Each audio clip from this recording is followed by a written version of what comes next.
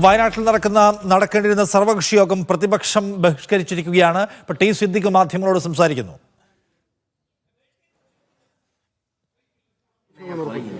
ഈ വയനാട് ജില്ലയിൽ കണ്ടക്ട് ചെയ്യും. എങ്ങനെ അദ്ദേഹത്തെ ഇരുത്തി ചർച്ച ചെയ്തതുകൊണ്ട് വല്ല ഫലമുണ്ടോ? വയനാടിന്റെ സാമൂഹ്യ ജീവിതം വരെ തകർന്നു.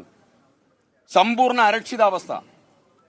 ഒരു വീട്ടിലേക്കും തിരിഞ്ഞു നോക്കാത്ത മന്ത്രിയാണ് കേരളത്തിന്റെ വനമന്ത്രി.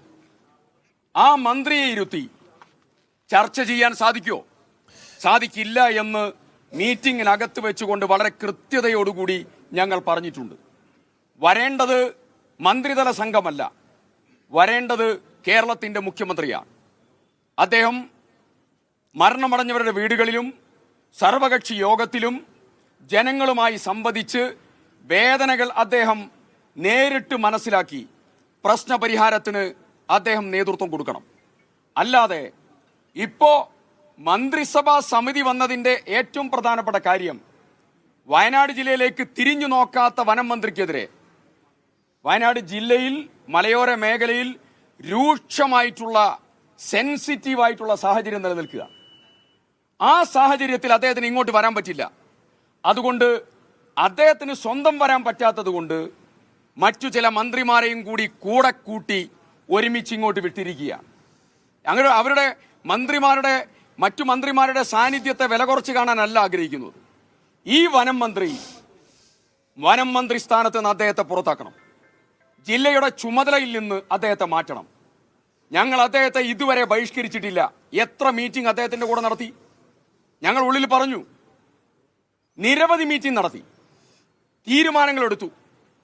സമഗ്ര പദ്ധതി വേണം, പ്രതിരോധ നടപടികൾ ഉണ്ടാവണം, ആവാസ വ്യവസ്ഥ പുനഃക്രമീകരിക്കണം, ജനങ്ങൾക്കുള്ളതായ കോമ്പൻസേഷൻ തുക വർദ്ധിപ്പിക്കണം, മെഡിക്കൽ കോളേജിന്റെ പ്രശ്നം ഗൗരവതരമാണ്, കോമ്പൻസേഷൻ തുകയുടെ സ്പീഡി ഡിസ്പോസൽ ഉണ്ടാകണം. അങ്ങനെ തുടങ്ങി ആശ്രിതർക്കുള്ളതായിരിക്കുന്ന ജോലിയും കോമ്പൻസേഷനും അവരുടെ കടമെഴുതിത്തള്ളൽ ഉൾപ്പെടെയുള്ള എല്ലാ നടപടികളും ഞങ്ങൾ നേരത്തെ ആവശ്യപ്പെട്ടതാണ്. അത് ചർച്ച ചെയ്യപ്പെട്ടതാണ്. ഇവിടെ വേണ്ടത് ചർച്ചയല്ല, നടപടികളാണ്. ആ നടപടികൾ ഗവൺമെന്റ് തലത്തിലുള്ള നടപടികൾ തീരുമാനിക്കുന്നതിന് പകരം ഉത്തരവാദിത്തത്തോടുകൂടി അത് നിർവഹിച്ചു ഞങ്ങൾ എന്ന് പറയുന്നതിന് പകരം ചർച്ച നടത്തി കബളിപ്പിക്കാനുള്ള തുടർ പ്രവർത്തനം സർക്കാർ നേതൃത്വം കൊടുക്കുകയാണ്. ഒരു വർഷം ഈ ജില്ലയ്ക്ക് ലഭിക്കുന്നത് എറൗണ്ട് 6 കോടിയിൽ പരം രൂപ മാത്രമാണ്.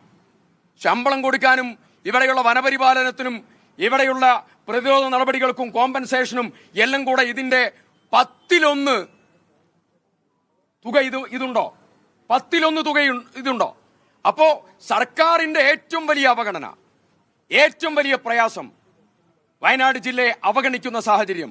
ഈ സാഹചര്യം മുൻനിർത്തിയാണ് ഞങ്ങൾ ഈ മീറ്റിംഗിൽ മന്ത്രിമാരുടെ വിശദീകരണം കേട്ടു.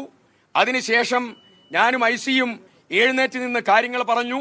ഈ മന്ത്രിയെ ഇരുത്തി ഇനി വയനാടിന്റെ ജനതയുടെ കാര്യം ചർച്ച ചെയ്യാൻ ഞങ്ങൾ ഇല്ല എന്ന് കൃത്യതയോടുകൂടി പറഞ്ഞിട്ടുണ്ട്.